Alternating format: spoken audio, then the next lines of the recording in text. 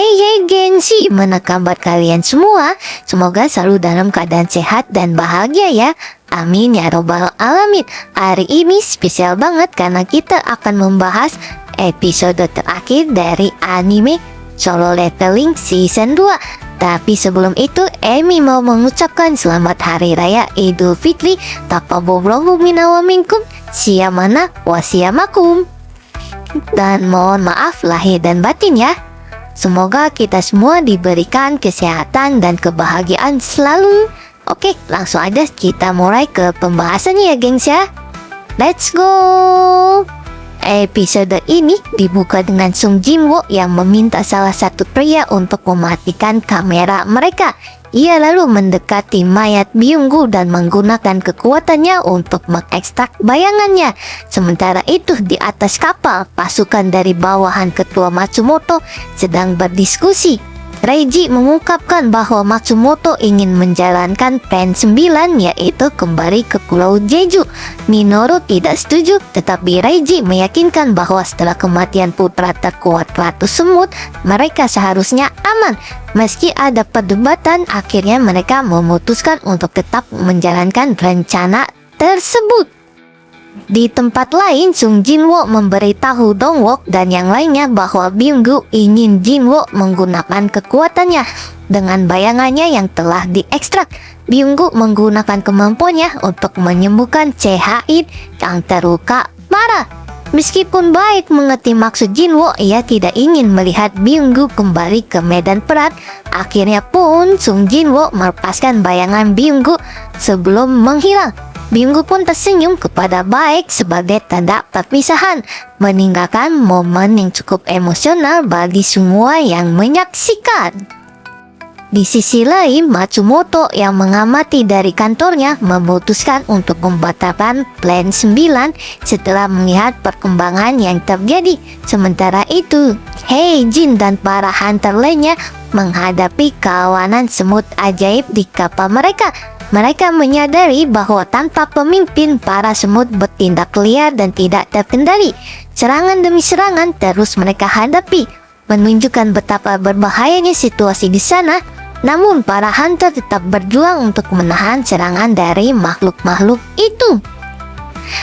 Baik dan para hunter lainnya akhirnya meninggalkan sarang Ratu Semut dan naik ke pesawat. Tetapi Sung Jinwoo tetap tinggal untuk memastikan semua telur dan semut yang telah dihancurkan. Saat itu Jinwoo mencapai level 100, tonggak yang sangat penting dalam perjalanannya. Tidak berhenti di situ, ia mendekati tubuh putra Ratu Semut dan mengekstrak bayangannya. Sosok ini kemudian berbicara padanya yang menandakan bahwa ia memiliki kekuatan yang luar biasa. Dan Sung Jinwoo pun memberi bayangan ini bernama Beru. Setelah mendapatkan Beru, Sung Jinwoo mengekstrak lebih banyak bayangan semut yang telah mati dan memerintahkan mereka untuk melindungi rekan-rekannya. Sementara itu, Go melaporkan bahwa para hunter telah berhasil mengalahkan semut-semut yang tersisa dan mengonfirmasi bahwa Chae-in sudah dibawa ke rumah sakit untuk mendapatkan perawatan. Dengan ini, serangan keempat di Pulau Jeju resmi berakhir dengan kemenangan. Para hunter bisa bernapas lega, tetapi tetap ada perasaan kehilangan atas mereka yang gugur dari pertempuran ini. Para hunter yang selamat, termasuk Sung Jinwoo, menghadiri upacara peringatan untuk mengenang rekan-rekan mereka yang telah gugur. Namun tidak semua orang senang dengan partisipasi Sung Jinwoo, karena Sung Jinwoo ini datang terlambat ke Pulau Jeju.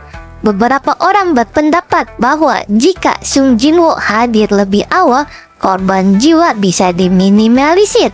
Meskipun demikian, baik tetap menghargai kontribusi Sung Jinwoo dan menunjukkan rasa hormatnya kepada Byung-gu serta para korban lainnya. Sung Jinwoo pun tampak merenung, mungkin sedikit menyesali bahwa ia tidak datang lebih cepat. Setelah itu, Sung Jinwoo bertemu dengan Go dan mengungkapkan rasa bersalahnya. Go berusaha menenangkan Sung Jinwoo, mengatakan bahwa ia tidak perlu memikirkan omongan orang lain. Ia juga berjanji akan memberikan hadiah kepada Sung Jinwoo atas bantuannya.